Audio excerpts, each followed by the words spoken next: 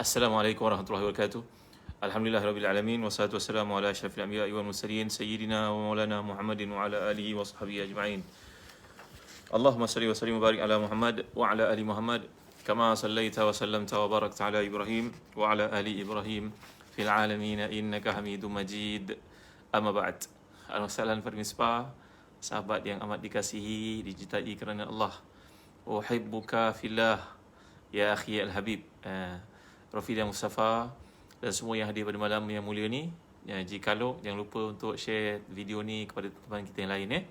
Moga-moga padanya ada nilai jariah kita dalam usaha nak mengajak manusia beramal dengan kalamullah, mentadaburnya. Baik, muslim-muslimat yang dimuliakan Allah sekalian, malam ni kita punya renungan daripada surah As-Sajdah ayat ke-24 dan 25. Bagi tuan-tuan yang memiliki tafsir Ibn Katsir, turun muka jilid yang ke-7, muka surat 318. Kami sedang mengadakan kempen satu rumah satu tafsir, satu sekolah satu tafsir, satu universiti satu tafsir, satu masjid satu tafsir, satu musalla satu tafsir.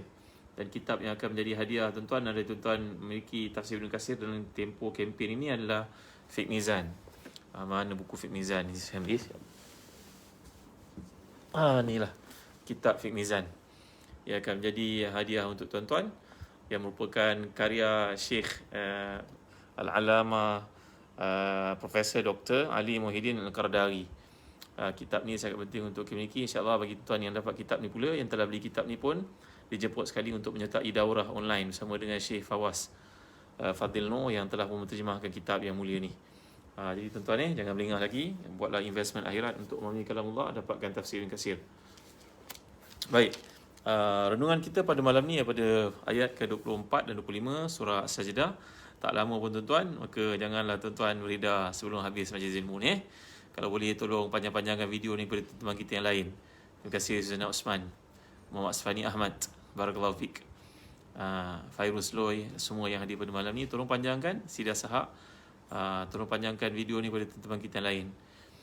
Baik, firman Allah SWT ayat 24-25 surah As-Sajdah, muka surat 318, jilid yang ke-7, tafsir Ibn Katsir. A'udzubillahi minasyaitonir rajim.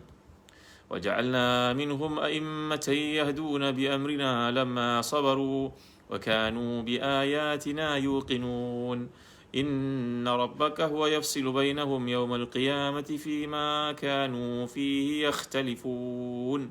صدق الله العظيم. Dan kami jadikan di antara mereka itu pemimpin-pemimpin yang memberi petunjuk dengan perintah kami ketika mereka sabar, dan adalah mereka meyakini ayat-ayat kami. Sungguhnya Rabbmu dialah yang berikan keputusan di antara mereka pada hari kiamat tentang apa yang selalu mereka persisihkan padanya.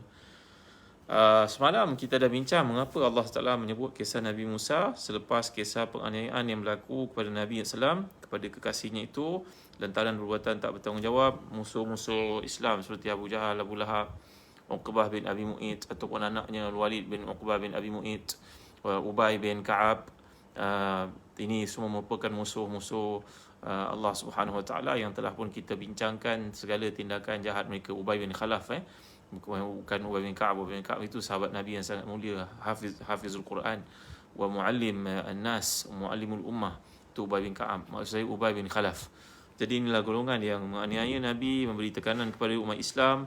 Kemudian Allah bawakan kisah Nabi Musa AS, tak lain tak bukan untuk memberi kepada baginda Islam tasliyah, iaitu motivasi, dan memberi kepada umat Islam juga satu kesedaran bahawa ujian itu sentiasa berlaku selama mereka berdakwah di jalan Allah SWT. Kerana jalan dakwah ni bukan terbentang dengan kapit merah, dengan kemewahan, tapi ia akan menagih daripada kita effort, menagih daripada kita nyawa, roh, pengorbanan, seperti juga Nabi Musa AS. Dan tambahan pula Nabi Musa pun memiliki banyak persamaan dengan Rasulullah SAW yang telah kita huraikan dalam kuliah yang terdahulu, tak perlu ulang sebenarnya kat sini.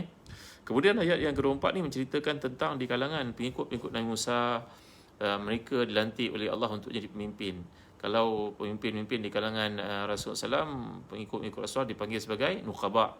Kita tahu dalam Bai'atul Aqabah, Bai'atul Thaniyah, Nabi telah melantik beberapa puluh orang sahabat di kalangan Ansar yang datang dari Madinah itu untuk bertindak sebagai muallim Rasulullah SAW di Madinah, yang diketuai dari Mekah oleh Mus'ab bin Umair radhiyallahu anhu ardah.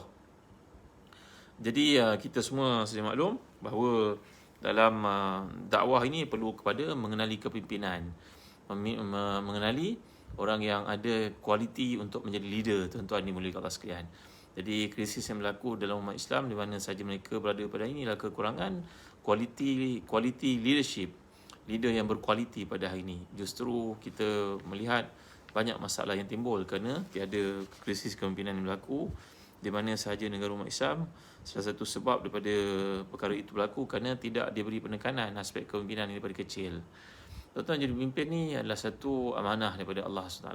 Kalau kita lihat dalam kitab Syaraful Mustafa, ni kitab saya tunjuk kepada tuan-tuan, ni ada 7 jilid. Alhamdulillah saya boleh dapatkan. Syaraful Mustafa ni karangan seorang ulama yang terkemuka, namanya Al-Imam Al-Hafiz Al-Qudwa Al-Wa'iz, yang disebut namanya Al-Imam Abu Sa'id Abdul Malik bin Abi Uthman Muhammad bin Ibrahim Al-Kharkhushi An-Naisaburi. Beliau datang daripada daerah Kabul, Afghanistan, tuan-tuan ya.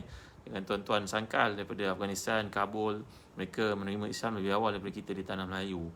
Jadi ulama besar ini telah mengarang kitab yang namanya Manahilus Syifa wa Manahilus Safa bitahqiq kitab Syarafil Mustafa. Kitab ini menceritakan tentang kualiti kepimpinan kehidupan Nabi sallallahu alaihi wasallam, dan saya nak tarik perhatian tuan-tuan yang juga diulas oleh Syekh Abdul Hasan Ali An-Nadwi dalam kitab beliau yang sangat menarik namanya As-Sirah An-Nabawiyah. Ini juga kitab yang menarik tentang Sirah An-Nabawiyah. Malangnya kitab-kitab ni belum lagi diterjemahkan dalam bahasa kita. Tuan-tuan doakanlah mudah-mudahan kami Telaga Biru dapat menjalankan amanah tanggungjawab ni. Kitab besar yang hebat ni tuan-tuan, As-Sirah An-Nabawiyah oleh Abdul Hasan Ali An-Nadwi. Ya Allah, kalau baca kitab ini kita mendapati padanya iman tuan-tuan, takwa. Allahu akbar, masya-Allah, tabaraka wa taala. Jadi di antara kualiti kepimpinan yang ada pada Rasulullah SAW yang menjadi ikutan para khulafaur rasyidun Abu Bakar, Umar, Uthman, Ali adalah sifat zuhud Rasulullah SAW terhadap dunia. Jadi menceritakan tentang kualiti kepimpinan yang Allah tekankan kat sini. Kata Al-Imam Abu Bakar Al-Jazairi dan tafsirnya, tafsir beliau Aisarut Tafasir, Al-Imam Abu Bakar Al-Jazairi mengatakan bahawa Allah menekankan dalam ayat ke-24 ini seorang yang layak untuk jadi kepimpinan sama ada daripada Bani Israel ataupun daripada umat Nabi Muhammad SAW dalam konteks ayat ini, iaitulah kerana mereka ini memiliki apa yang pertama, iaitu as-sabru. Yang kedua, al-yaqin at-tam, bahawa seseorang yang memiliki kualiti kepimpinan ada banyak perkara yang perlu dibahaskan. Cuma ada dua saya ditekankan dalam ayat ini, iaitu kesabaran terhadap dunia dan juga keyakinan terhadap akidah yang benar, akidah yang solid dalam diri. Itu sebab kalau kita lihat dalam kepimpinan Nabi SAW, antara yang menjadi ikutan dan menjadi kebanggaan umat Islam daripada awal hinggalah ke sekarang tuan-tuan adalah Nabi kita SAW seorang yang sangat zuhud. Zuhud berarti Nabi tidak diheret oleh kemewahan, kebendaan untuk jadi lupa daratan. Ini yang selalu berlaku kepada sebahagian daripada pemimpin-pemimpin. Dulu bergolok bergadai nak jadi ahli politik, kemudian bila jadi ahli politik lain pula jadinya. Mulalah dengan kemewahan, disogok dengan kemewahan, berkawan dengan toke-toke, berkawan dengan orang-orang punya wang, pelobi-pelobi, dah menang kawasan ini, nak menang pula di peringkat itu, di peringkat ini. Akhirnya macam-macam perkara yang mengheret mereka menjadi orang yang rakus terhadap dunia, dan akhirnya terpadamlah cahaya kepimpinan yang dibangga-banggakan pada wajah-wajah mereka. Ini masalahnya tuan-tuan dimuliakan Allah sekalian. Jadi bila kita lihat dalam kisah yang berkaitan dengan kehidupan Nabi SAW seperti disebut oleh Imam Al-Kharkhushi dalam Manahilus Syifa ini, dan juga dalam kisah Mustafa, begitu juga Abu Hasan Ali An-Nadwi, antara perkara yang menjadi teras kepimpinan Nabi SAW iaitu nazratuhu sallallahu alaihi wasallam ila al-haya wa zuhduhu fiha. Bagaimana perspektif Nabi terhadap kehidupan dan juga kezuhudan Nabi terhadap dunia ini. Saya bacakan untuk tuan-tuan. Ini antara kualiti yang penting yang kalau kita nak jadi pemimpin, kita kena bimbing diri kita ke arah ni. Jangan mudah lupa daratan. Asal tengok Jakarta mulalah kelabu tuan-tuan. Kalau dulu Assalamualaikum warahmatullahi, sekarang dah Assalamualaikum warahmatullahi. Ini salah tuan-tuan dimuliakan Allah sekalian. Kerana kebendaan yang telah pun menghancurkan masa depan orang ni dalam kepimpinan sebenarnya. Baik ya. Seperti disebut oleh Imam Bukhari dan juga Muslim dalam riwayat masing-masing, hadisnya hadis muttafaqun alaihi, iaitulah inna Kisra wa Qaisar fima huma fihi wa anta Rasulullah, faqala alaihi salam, ama tarda an takuna lahu dunya wa lana al-akhirah. Satu hari Sayyidina Umar Khattab radhiyallahu anhu datang menziarahi Nabi SAW di rumahnya. Kita kalau ada ustaz, ada ustazah yang kita belajar daripadanya, antara perkara yang digalakkan kita pergi ziarah mereka, tuan-tuan ni. Selain daripada musim Covid lah, nanti bila musim Covid dah over, jumpalah dengan guru-guru kita, dapatkan pedoman daripada mereka, ziarah mereka, hormati mereka. Jadi Sayyidina Umar Khattab radhiyallahu anhu menziarahi Nabi SAW di rumah baginda sallallahu alaihi wasallam. Apabila sampai kat rumah Nabi, melihat Nabi bangkit dari perbaringannya, dan di badan Nabi SAW berkesan seolah-olah macam apa yang kita maksudkan kalau seseorang baring di atas benda yang keras, maka akan ada pada badan itu kesan-kesan macam apa kita nak panggil apa tuan-tuan tahu? Zina, saudara-saudara, apa kesan apa? Berbirat-birat, orang Melaka panggil. Berbirat-birat, tahu kan? Kalau kita tidur atas tikar mengkuang sebagai contohnya, ataupun pelepah, ataupun kayu, ataupun pangkin kayu yang keras, apa jadi pada badan kita? Nanti kita tengok kesan berbirat-birat, kesan bekas-bekas tempat yang kita tidur itu. Berbeza daripada kita tidur kat tilam yang mahal, yang empuk, yang mungkin harganya mahal. Jadi tuan-tuan, bila Sayyidina Umar Khattab radhiyallahu anhu melihat keadaan Nabi, maka Sayyidina Umar pun menangis. Melihat, maka Rasulullah tanya, wahai Umar, apa yang menyebabkan kau menangis? Jawapan Sayyidina Umar Khattab radhiyallahu anhu, wahai Rasulullah, saya biasa melihat pemimpin-pemimpin Rom dan juga pemimpin Parsi, Kisra dan juga Kaisar. Saya melihat dengan apa mereka ada, kemewahan mereka nikmati, beramai hasyiah ni maknanya bodyguard yang ada, kenderaan yang mereka ada, pakaian mereka ada, istana mereka duduk. Tapi tiba-tiba bila saya Rasulullah, Tuhanlah Rasulullah, macam mana Rasulullah duduk begini sekali, simple, sederhana, nangis Sayyidina Umar Khattab radhiyallahu anhu, tuan-tuan ya. Bila Nabi melihat Sayyidina Umar menangis, Nabi pun berkata kepada Sayyidina Umar, ama tarda an takuna lahum dunya wa lana al-akhirah. Wahai Umar, apakah engkau tidak bersedia untuk membiarkan dunia ni mereka ambil kesemuanya sekali, tapi akhirat tiada bahagian untuk mereka. Jadi ini salah satu kepimpinan yang dimaksudkan oleh Allah SWT dalam ayat yang sedang kita bincangkan ni, tuan-tuan. Lamma sabaru wa kanu bi ayatina yuqinun. Kerana kesabaran mereka terhadap dunia. Apabila seseorang pemimpin itu sibuk dengan dunia, maka apa yang akan menghalangnya, tuan-tuan? Tak ada benda menghalang dia. Dia akan buat semua benda. Daripada satu perkara pada perkara lain, dia tak cukup. Dia tak akan cukup-cukup, tuan-tuan. Hari ini dia pakai kereta keadaan seperti ini, besok nak pakai kereta lain pula, lusa nak kereta lebih mewah lagi. Inilah dia nafsu yang tidak pernah cukup-cukup dalam diri seseorang, tuan-tuan. Hari ini kita dihebohkan dengan perkembangan presiden sebuah negara di South Africa, di South America, Amerika Selatan, Amerika Latin. Yang kehidupan pemimpin itu serba sederhana, menaiki kereta Beetle, kereta kodok, kereta dipanggil kereta kumbang itu. Simple hidupnya. Gajinya pula disedekahkan kepada parlimen, dibalik kepada rakyat balik semula. Kita terlupa bahawa tokoh yang lebih hebat daripada beliau adalah Rasulullah sallallahu alaihi wasallam. Jadi bila kita menceritakan tentang Nabi, kita kena bawa aspek ini, tuan-tuan, supaya pemimpin kita tak leka.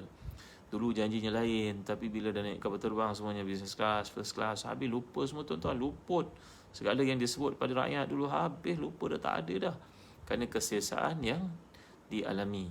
Itu sebabnya Nabi kita SAW dalam hadis yang lain dikumpulkan oleh Imam Al-Kharkhushi dan kitabnya Syaraf Mustafa lagi, wa fi riwayatin summa rafa'tu basari fi baitihi wa fa wallahi ma ra'aitu fi shay'an yaruddu al-basar ghaira uhbatin salasa fa qultu ud'u Allah falyuwasi' ala ummatika fa inna farisa wa rum wusi' alaihim wa utu ad-dunya wa hum la ya'budun Allah. Ini kata-kata Sayyidina Umar Khattab radhiyallahu dalam hadis lain riwayat Bukhari dan juga Muslim.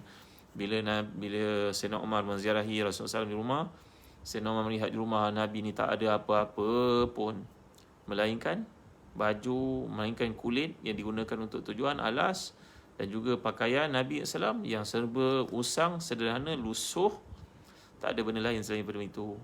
Maka Sayyidina Umar pun berkata kepada Rasulullah, wahai Rasulullah, doalah kepada Allah SWT supaya memberi kepada kita umat Islam ni kekayaan. Nanti kita banyak harta, senanglah kita nak berjuang, wahai Nabi. Sekarang ramai orang kata macam ni, tuan kan. Esok ada duit banyak, boleh buat masjid, boleh aircon ke masjid, pakai kapet, belikan orang itu, belikan orang ni, bagi orang pergi haji percuma. Siapa suruh bagi orang pergi haji percuma kalau orang tu tak layak pergi haji? Kerana ada keperluan lain yang mendesak, yang lebih mendesak, umpama keperluan rumahnya, makan minumnya, anaknya nak masuk universiti tak ada wang, kesalahan penyakit yang alaminya, itu lebih utama daripada kita pergi bagi dia wang kemudian suruh dia pergi haji. Dia tak wajib pergi haji. Kerana Allah menyatakan walillahi 'alan nasi hijjul baiti man istata'a ilaihi sabila.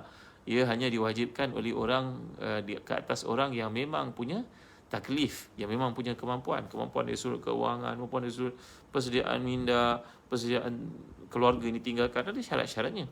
Kerana ia merupakan ibadah yang bersifat madiyah dan juga ma'nawiyah. Jangan kita terperangkap mengatakan saya punya wang banyak, saya hantar orang pergi haji. Pergi haji tak boleh buat benda lain. Padahal orang itu dalam keutamaan hidupnya dia lebih perlu untuk betulkan rumahnya yang bocor, supaya ada penginapan, supaya dia tak duduk rumah setinggan, supaya dia dapat menyekolahkan anaknya, supaya dia ada makan, minum, pakai dan sebagainya. Itu lebih utama untuknya. Siapa suruh kita pergi bagi duit wajibkan dia pergi haji sedangkan tidak wajib ke atasnya? Jadi gitu tuan-tuan ya. Kita jangan terperangkap dan kata sebahagian daripada orang kena jadi kaya dulu baru boleh buat amal soleh. Kalau tak ada kekayaan, tak boleh nak buat amal soleh. Padahal sedekah kita sebanyak RM1 pada hari ini lebih bernilai daripada sedekah mereka bernilai RM1,000. Kerana orang itu RM1,000 kalau dikeluarkan hanyalah untuk CSR punya projek. Yang mana kalau dia tak keluarkan, dia akan kena tax, dia akan kena cukai, dia akan kena zakat. Maka dia pun keluarkan, tunjuk depan orang ramai. Padahal wangnya berjuta-juta. RM1,000 itu tak ada nilai sebenarnya. Yang orang ini cuma ada RM2 saya dengan koceknya, maka dia hulurkan pada tempat yang betul. RM1 itu dinilai sisi Allah 700 kali ganda. Lebih besar nilai daripada seorang yang punya wang sebanyak RM1,000 yang dinafkahkan itu kerana terpaksa, tuan-tuan dimuliakan Allah sekalian. Jadi jangan terpercaya dengan kata-kata sebahagian orang yang jahil di luar sana mengatakan kena jadi kaya dulu baru senang nak amal saleh. Kalau tak kaya macam mana nak buat amal saleh? Sedangkan Islam hidup dalam keadaan serba sederhana. Jadi ini perkara yang kita faham. Kita tak menghalang siapa nak jadi kaya, tapi jadilah kaya dengan cara yang betul, dengan cara yang dibenarkan di syarak, bukannya dengan mengambil harta orang secara haram dan juga zalim, tuan-tuan ya.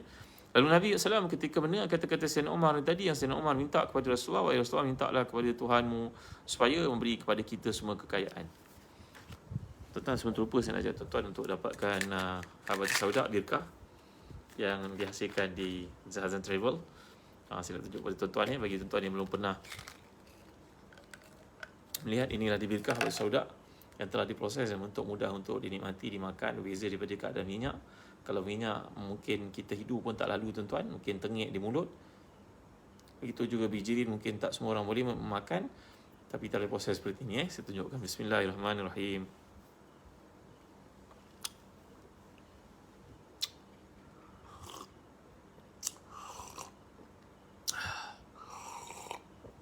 Alhamdulillah.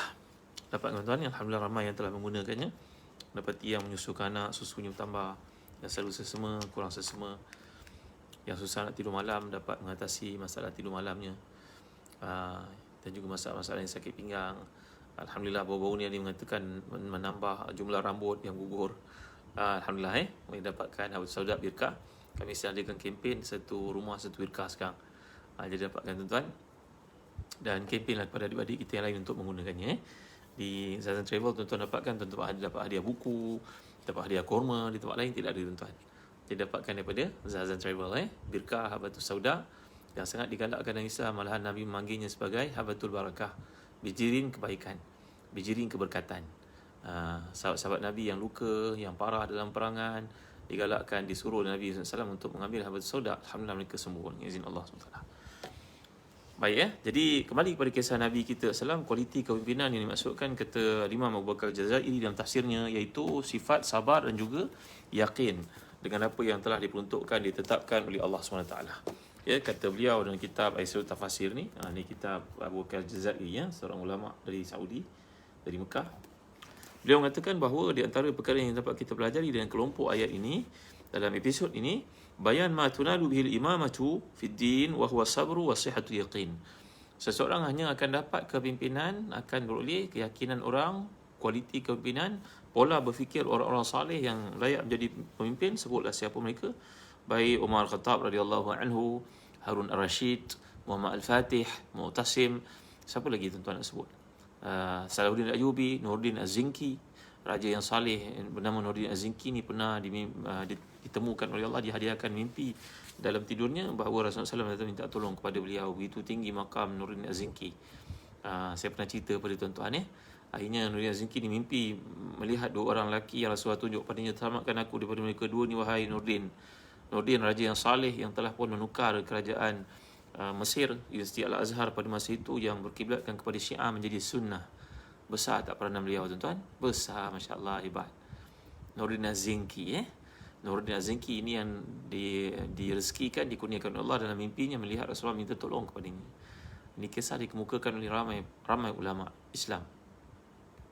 Maka Nuruddin Az-Zinki, Khalifah Islam yang terkemuka yang berpengkalan di Mesir ini, akhirnya bertanya kepada menteri kanannya apa yang patut dibuat. Pada malam itu juga, selepas 3 kali mimpi berturut-turut, maka beliau membawa tenteranya dan pergi terus ke Madinah untuk melihat apa yang berlaku. Di Madinah dia telah memberi makan kepada semua penduduk Madinah untuk mengenal pasti wajah yang ditunjukkan oleh Rasulullah SAW bahawa orang itu bermasalah dan melakukan kejahatan kepada baginda SAW. Bila rakyat semua datang makan bersama dengan baginda pada makan malam itu, baginda bertanya, ada lagi tak yang tak hadir? Jawapan daripada orang-orang penting dari Madinah, ada. Mereka itu orang dari Maghribi, orang Islam datang dari Eropah. Mereka merupakan orang yang banyak beribadah, siangnya puasa, malamnya qiyam. Mereka tak datang ke majlis tuanku pada malam ni. Mai sini, aku nak tengok rumah mereka. Maka Nuruddin pergi ke rumahnya dan melihat satu yang mencurigakan, melihat pasir, melihat begitu, begini. Akhirnya baginda pun diilhamkan oleh Allah untuk mengangkat satu dari maidani di rumah tersebut. Langkah terkejutnya mereka semua melihat bahawa ada satu terowong yang telah siap digali hampir-hampir dengan kubur Nabi dari arah rumahnya, menerusi bawah kapet itu. Patutlah pada saban malam ada jiran-jiran yang nampak mereka membuang pasir di kawasan sekitar rumahnya, tanah. Maka Nuruddin Az-Zinki telah pun diberi kemuliaan oleh Allah SWT untuk menyahut perintah Nabi SAW, iaitu menyelamatkan baginda dari dikorek makam baginda di tempat baginda disemadikan itu, kerana 2 orang yang berpura-pura jadi Muslim ini telah dijanjikan oleh Raja Kristian untuk mengangkut tubuh Nabi Abu Bakar dan Umar untuk dibawa pulang ke negara mereka. Inilah kerja Yahudi dan juga Nasara, tuan-tuan. Ada tuan-tuan pergi ke Spain, tuan-tuan pergi ke London, tuan-tuan lihat banyak arsip negara umat Islam disimpan di sana. Kerana penjajahan ni dia datang bukan dengan satu target je, tuan-tuan. Datang dengan 3G, God, Gospel, dengan Glory, dengan Goal, kan? Gospel dengan God samalah, tuan-tuan. Iaitu mereka datang dengan tujuan untuk Tuhan mereka, untuk gospel, untuk sebarkan agama mereka, untuk glory, untuk kemuliaan bagi mereka, dan juga untuk goal, untuk dapatkan emas banyak mungkin, kekayaan maknanya. Jadi tuan-tuan, balik kepada pemimpin-pemimpin yang berkualiti, sebutlah siapa saja mereka ni. Kita akan lihat kualiti yang daripada mereka. Nombor 1, mereka bersabar dengan bab kebendaan keduniaan ni. Itulah pemimpin yang terbaik. Salahuddin Al-Ayyubi yang saya cerita kepada tuan-tuan, dia membuka Baitul Maqdis pada tarikh yang telah pun diramalkan oleh seorang ulama sebelumnya yang wafat, namanya Ibnu Barajan. Saya cerita dah pada tuan-tuan bahawa Salahuddin ni kerjanya menafkahkan semua gajinya untuk orang yang berkeperluan. Sehingga pada hari dia sakit, pemimpin ataupun sesuatu politik mengatakan, tuan dah tak memiliki apa pun. Dia kata, tak apa, duit ini ibarat janggut, aku cukur dia hari ni, besok dia tumbuh balik. Satu ketika pula dia mengatakan, duit ini ibarat pasir yang ada di tepi rumah, kau sapu dia, nanti dia muncul balik. Bagi beliau tak ada nilai, duit dengan pasir itu sama sahaja. Jadi kualiti kepimpinan yang ada, tuan-tuan, adalah tidak memandang pada dunia ni sebagai benda penting. Mereka menjadikan akhirat itu target yang paling utama. Itu sebab kita dapat lihat sehebat Salahuddin Al-Ayyubi, Muhammad Al-Fatih, mereka ni semua memang orang tak pandang dunia, tuan-tuan. Bagi sebahagian mereka mengatakan najis dan juga duit itu sama saja. Al-ba'ratu wa zahabu syai'un wahid. Najis dan juga duit itu sama saja, tak ada nilai di sisi mereka. Jadi kembali kepada kisah Nabi kita SAW yang dimaksudkan kat sini, sama ada Nabi Musa pengikut baginda, ataupun Nabi Muhammad SAW Nabi pengikut baginda, yang disebutkan oleh Allah, simahum fi wujuhihim min athari sujud. Mereka ni punya satu persamaan, iaitu cinta kepada akhirat itu dapat dilihat pada wajah-wajah mereka, tanda-tanda sujud, tanda-tanda patuh dan cinta kepada akhirat mengatasi dunia. Jadi kata Imam Abu Bakar Jazairi dalam tafsirnya Yasir Tafasir, wa huwa sabru wa sihhatu yaqin. Kualiti teras untuk menjadi kepimpinan dalam Islam adalah sabar terhadap dunia, tak pandang dunia, pandang setakat keperluan saja. Yang kedua, sihhatul yaqin, bahawa keyakinan yang sah, yang cukup kuat, yang cukup menebal dalam diri, keyakinan yang tidak boleh digoncang langsung. Mungkin badan mereka tidak sehebat badan kita yang ada banyak dengan kemudahan makanan-makanan hebat. Seorang yang ada pada hari ini mungkin pengetahuannya dalam perkara-perkara keduniaan lebih hebat daripada pemimpin-pemimpin Islam yang terdahulu. Betul. Kita punya internet, buka, tanyalah apa-apa soalan pada Google, dijawab pada kita. Semua benda kita jawab. Tanya bab hadis, semua hadis akan keluar. daripada rujukan-rujukan yang kalau kita cari yang betul-betul lah. Mana cerita begitu luas paradigma ilmu kita pada zaman kini. Dan kemudahan ada aircon kat rumah, kereta, perjalanan cepat. Tapi hidup kita tak macam mereka. Kerana mereka yang disebut dalam ayat ini punya kesabaran terhadap dunia, tak pandang dunia melainkan sekadar keperluan. Jadi adalah satu kewajipan untuk mereka penuhi tanggungjawab setakat itu. Dan kemudian yang kedua, kerana mereka sihatul yaqin, keyakinan kepada akhirat itu, GPS akhirat itu sangat activated, sangat sempurna, tak ada keraguan sedikit pun.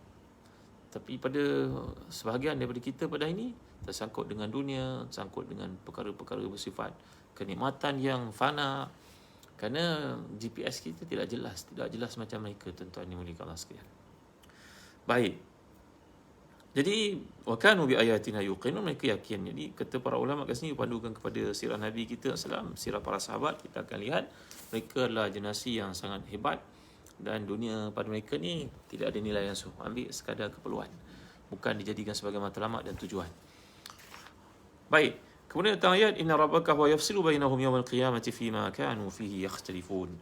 Sungguhnya Tuhanmu lah yang akan beri keputusan di antara mereka pada hari kiamat nanti tentang apa yang mereka persisihkan. Jadi dalam ayat ini kalau kita perhatikan bahawa Allah lah yang akan beri keputusan di antara mereka pada hari kiamat tentang apa yang selalu mereka sisihkan padanya, berbagai bentuk perkara tentang akidah dan amal perbuatan. Ini adalah conclusion kepada episod yang menceritakan tentang perangai, tabiat, sikap orang macam Walid bin Uqbah bin Abi Mu'id, Ubay bin Khalaf, seperti Abu Jahal, Abu Lahab dan lain-lain, yang Al-Walid bin Mughirah sebagai contoh yang pernah kita bincangkan kisah mereka ini, penentang Islam walaupun kat dunia nampak kehebatan dan juga keanggunan. Bagaimana pencapaian keduniaan mereka diukur dengan para sahabat yang sangat serba kekurangan dan sederhana, tapi bukan itu penilaian di sisi Allah SWT. Akan tiba akhirat, Allah akan melakukan yafsilu bainahum, Allah akan melakukan fasl, maknanya Allah akan pisahkan. Ini orang saleh, ini orang asin. Ini orang beriman, ini orang yang sesat. Kerana itu kita baca dalam firman Allah SWT, فَمَا يَعْمَلْ مِثْقَالَ ذَرَّةٍ خَيْرًا يَرَى وَمَا يَعْمَلْ مِثْقَالَ ذَرَّةٍ شَرًّا يَرَى. Ilmu teknologi pada ini menyifatkan antara yang paling kecil sekali dipanggil zat nano itu. Nano teknologi yang paling kecil, halus. Dalam Islam dah ajar kita sebut perkataan zarrah, biji sawi, tuan-tuan ni boleh katakan. Usahakan benda yang besar, malahan benda yang kecil, niat yang tersemat dalam hati pun seperti dikatakan oleh para ulama tasawuf, seperti semut yang hitam pada malam yang hitam, dalam batu yang hitam, ada rezeki untuknya. Allah mengetahui tentangnya. Jadi begitulah, tak tersembunyi kepada Allah SWT segala apa yang terdapat dalam hati kita dan tindakan kita. Itu sebab di hujung episod ini masih lagi menceritakan tentang kegagalan orang-orang kafir ini untuk fikir, kerana pertimbangan mereka tidak lain tidak bukan semuanya tersangkut dengan dunia dan kebendaannya, sedangkan si mukmin perspektif akhiratnya begitu jelas. Dia sanggup menghadapi apa sahaja yang ditetapkan kerana keyakinannya kepada Allah SWT tidak berbelah bagi sama sekali. Andai seorang yang kaya berkata pada tuan-tuan, sangat kaya, orang ni terkemuka, masuk dalam majalah Forbes lah, orang paling kaya kat dunia lah. Jumpa tuan dia kata, saya nak bagi tuan satu ganjaran, nanti saya tulis kat cek ataupun saya transfer duit, tapi tuan kena buat ni sikit, benda ni susah lah sikit, tolong angkat beg saya ni, turun ekor terbang, masuk kat bilik kat hotel, kena bawa pakaian saya. Katalah orang itu orang paling kaya di dunia, semua kenal. Agak-agak tuan-tuan bersedia tak untuk buat perkara tu? Nanti tuan-tuan usaha bimbang, kan dia takkanlah dibagi, nak bagi RM10-20, kurang-kurang dibagi RM100,000 ke, RM200,000 ke, RM500,000 ke, RM1,000,000 ke. Orang paling kaya kat dunia, apa nilainya RM1,000,000 sekalipun? Orang bagi kita projek, bagi kita jadi supplier dia ke apa, vendor ke apa. Yakin tak? Kata Syekh Muhammad Ratib Nabulsi, itulah dia perspektif akhirat yang rosak di ke dalam segelintir umat Islam. Dia tak yakin. Allah sebut pada dia tak yakin. Sedangkan Allah memiliki langit dan bumi, tuan-tuan. Ada planet ataupun matahari, bintang yang mau diciptakan oleh Allah, cahaya dia nak sampai kepada kita masa 4 tahun, tuan-tuan tahu tak? Sedangkan kelajuan cahaya berapa lama agaknya? Berapa punya pantas? Cahaya dia nak sampai ke kita 4 tahun perjalanan cahaya, kelajuan cahaya. Cahaya matahari ataupun planet atau bintang yang Allah jadikan itu, setiap hari ada bintang baru yang dilahirkan. Kalau 4 tahun perjalanan cahaya, berarti kalau dengan kelajuan kenderaan kita yang paling laju pada ini, katalah sebuah roket NASA ataupun kapal terbang MiG ataupun F-35 yang paling laju itu, tuan-tuan. buatan Amerika itu. Dia memerlukan 50 juta tahun untuk sampai ke tempat itu, tuan. 50 juta tahun untuk sampai ke tempat tersebut. Ini nak cerita besarnya alam yang Allah jadikan. Tadi kalau kita banding dengan keduniaan orang paling kaya kat dunia, berapa sen sangat nak banding dengan Allah SWT, tuan-tuan? Tak ada persen langsung. Tak layak langsung dengan Allah SWT. So kita buat satu yang menghina kita. Kita sanggup demi untuk menjanjikan pulangan yang dia sebut itu. Kita tahu dia memang orang kaya yang boleh bagi kepada kita macam-macam perkara. Allahu Akbar. Ini kan Allah janji kepada kita, tuan. Tapi dia kerana kereta akhirat tidak diaktifkan. Seperti akhirat kita ni kabur, umpama kita memandu kereta, tingkap cermin kereta tu penuh dengan debu, kita tak nampak ke depan. Maka kita duduk je ibarat katak bertempurung, kita tiap yakini janji Allah SWT. Jadi inilah dia masalah yang berlaku pada sebahagian umat, dan Allah beri pada kita keselamatan, tuan-tuan. Allah beri pada kita keimanan. Mintalah kepada Allah SWT selalu seperti doa yang pernah kita pelajari. Allahumma inni as'aluka nafsan bika mutma'innatan tu'minu biliqa'ik wa tarda biqada'ik wa taqna'u bi'ata'ik. Allahumma inni as'aluka nafsan bika mutma'innatan tu'minu biliqa'ik wa tarda biqada'ik wa taqna'u bi'ata'ik. Ya Allah, aku minta kepadamu jiwa yang tenang, beriman dengan pertemuan denganmu, redha dengan pemberianmu, qanaah dengan apa saja yang kau berikan. Baik, tuan, kita berada di rumah dalam banyak keadaan pada hari ini, bahawa PKP, taatilah pemerintah apa alasan, apa ketetapan mereka buat. Kalau kita ada peluang kat rumah jadi imam, tuan-tuan boleh dapatkan Quran besar seperti yang ada di kanan saya ni, untuk kita mengimamkan salat kat rumah. So anak lelaki kita juga untuk menjadi imam. Nampak, tuan? Ni Quran besar, ada standnya. Kalau kita dapat gunakan Quran ni jadi imam semayang, anak kita dapat bersama kita. Mudah-mudahan adalah pengisian untuk mereka dalam cuti yang panjang ni, tuan-tuan. Latih anak kita untuk mengkhatamkan Quran dalam semayang. Contohnya ada target. Inilah waktu kita dapat berada di rumah, walaupun tak berjemaah di masjid, di surau, kita berjemaah dengan keluarga. Para ulama mengatakan dia juga termasuk dalam konteks berjemaah sebenarnya. Jadi ambil peluang. Beritahu ke anak-anak, subuh masuk waktu ni, pukul 6 pagi kita mesti siap kat tempat semayang kat sini. Maghrib masuk sekian-sekian, buka puasa esok contoh, pukul 7.45 kita semua dah ada berkumpul kat sini. Siapa jadi imam. Jadi beri giliran. Beri pada anak-anak kita keyakinan. Latih kepimpinan yang kita bincangkan sebentar ni tadi. Jadi tuan-tuan, inilah masanya, mudah-mudahan jangan ditangguh-tangguh. Kerana anak kita besar begitu cepat sekali. Sekali baik semuanya daripada Allah. Kelemahan manusia cukup setakat ni, tuan-tuan. Terima kasih andai ada peluang kita berjumpa lagi pada malam esok, insya-Allah. Jangan lupa, tuan-tuan, ya, dapatkan Quran besar ni pada Zazan Travel. Kalau tuan-tuan nak melakukan ibadah kurban yang tinggal tak berapa lama saja lagi, ni bulan Syawal, masuk Zulkaidah, kena Zulhijjah, tinggal lebih kurang tak sampai sebulan setengah lagi akan tiba bulan kurban yang kita digalakkan untuk melakukan ibadah kurban. Negara kita terbatas dengan keadaan berlaku sekarang ni. Ada tuan-tuan nak melakukan ibadah kurban, kami boleh membantu tuan-tuan melakukannya di negara rumah Islam seperti Yaman, Syria, Sudan, Mekah, ya, di Cameroon, di negara-negara Afrika, di Myanmar. Alhamdulillah semuanya ada. Dapatkan maklumat lebih lanjut di Zazan Travel, tuan-tuan ni. Dan tuan-tuan minat untuk dapatkan taslim dan kasir pun boleh dapatkan daripada Zazan Travel. Juga birkah ini dapatkan daripada Zazan Travel. Dan di samping tuan-tuan, anak-anak kita yang cuti sekarang ni dapatkan buku-buku latihan yang kami terbitkan di Telaga Biru. Bagai-bagai buku ada kami usahakan bersama dengan cikgu-cikgu pakar, guru-guru cemerlang. Contohnya kita ada buku pendidikan Islam, bahasa Arab, Math, Sains, Geografi, Sejarah, Bahasa Melayu, Bahasa Inggeris, semua sekali. Daripada darjah 1 sampai darjah 6, tingkatan 1 sampai tingkatan 5. Maklumlah, ya, kalau kita tak ada sediakan untuk anak-anak kita satu untuk mereka rujuk, baca, bincang, dan juga bimbing di mereka, kita takut mereka lalai dengan dunia fatah morgana yang ada pada ini, alam maya yang entah ke mana-mana membawa mereka. Kalau benda tuan bermanfaat tak apa, tapi kita takut dalam banyak keadaan terlalai dengan hiburan. Jadi dapatkan buku-buku ni daripada www.telagabiru.com.my. Jadi bagai-bagai buku ada dijual di situ, tuan-tuan boleh order, kami hantar ke rumah. Tak payah datang pada hari ni, order saja online, kami akan hantar. Mungkin dalam masa sikit musim PKP ni, maklum banyak perkara yang menyebabkan kita jadi terbatas, tapi insya-Allah kami akan hantar secepat mungkin, insya-Allah. Sekian, tuan-tuan, terima kasih. InsyaAllah minggu depan saya nak ajak tuan-tuan untuk ada kuis-kuis ringkas dalam kuliah tafsir kita. Jadi ready, tuan-tuan, kita nak bagi hadiah-hadiah menarik, insyaAllah, termasuk wang tunai. Jadi kalau tuan-tuan ada peluang, nanti minggu depan kita akan start mengadakan kuis-kuis dalam siri kuliah tafsir kita. Dan sebelum terlupa, hari Ahad nanti insya-Allah malam sekitar jam 9 kami ada forum di sini di Facebook Zahazan, saya dan juga Zahazan Travel. Nanti kita akan maklumkan tentang siapa kali panelnya. Cara tuan-tuan juga war-warkan, jangan abaikan pesan ni. Setakat ini saja. Wallahu a'lam. Sallallahu ala sayyidina Muhammad wa ala alihi wasahbihi wasallam. Alhamdulillahirabbil alamin. Sama-sama kita tangguhkan dengan baca suratul Asr tasbih kafarah. Bismillahirrahmanirrahim. Wal 'asr. Innal insana lafi khusr illa alladhina amanu wa 'amilus solihat wa tawassaw bil haqq wa tawassaw bis sabr. Subhanakallahumma wa bihamdika asyhadu an la ilaha illa anta astaghfiruka wa atubu ilaik.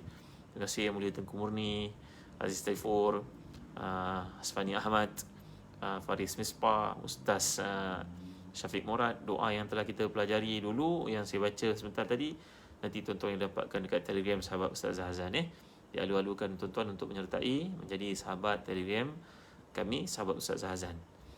Sekian, alhamdulillah alamin, wassalatu wassalamu ala asyrafil anbiya'i wal mursalin sayyidina Muhammadin wa ala alihi wasahbihi ajma'in. اللهم اغفر لنا ذنوبنا ولوالدينا وارحمهم كما ربونا صغارا ولجميع أصحاب الحقوق علينا من المسلمين والمسلمات والمؤمنين والمؤمنات برحمتك يا أرحم الراحمين. اللهم آت نفوسنا تقواها وزكها أنت خير من زكاها أنت وليها ومولاها برحمتك يا أرحم الراحمين. ربنا لا تزغ قلوبنا بعد إذ هديتنا وهب لنا من لدنك رحمة إنك أنت الوهاب. تحسنا بذي العزة والجبروت واعتصمنا برب الملكوت وتوكلنا على الحي الذي لا يموت. اصرف عنا الأذى اصرف عنا الأذى اصرف عنا الأذى إنك على كل شيء قدير وبالإجابة جدير. اللهم اكفنا بحلالك عن حرامك وأغننا بفضلك عما سواك. اللهم إنا نسألك نفسا بك مطمئنة تؤمن بلقائك وترضى بقضائك وتقنع بعطائك. اللهم إنا نسألك الهدى والتقى والعفاف والغنى. ربنا آتنا في الدنيا حسنة وفي الآخرة حسنة وقنا عذاب النار. وصلى الله على سيدنا محمد وعلى آله وصحبه وسلم. الحمد لله رب العالمين. اتقوا الله منا ومنكم. Atrukukum tahta ri'ayatillah wa hifzih. Saya tinggalkan tuan-tuan bawah penjagaan kasih sayang rahmat Allah Ta'ala. Kenang saya dan tuan-tuan. Jumpa lagi besok insya-Allah. Sina Abdullah, Ana Hawa, Jamaluddin, Fauzia Ismail, Hamidah Saad, Rohana Abdullah, Asfani, Nur Yazid Yahya, Mariatun, Nur Aziha, Sabri Ja'far, Anas Abbas, Muhammad Khalid. Terima kasih semua. Jumpa lagi esok insya-Allah. Assalamualaikum warahmatullahi wabarakatuh.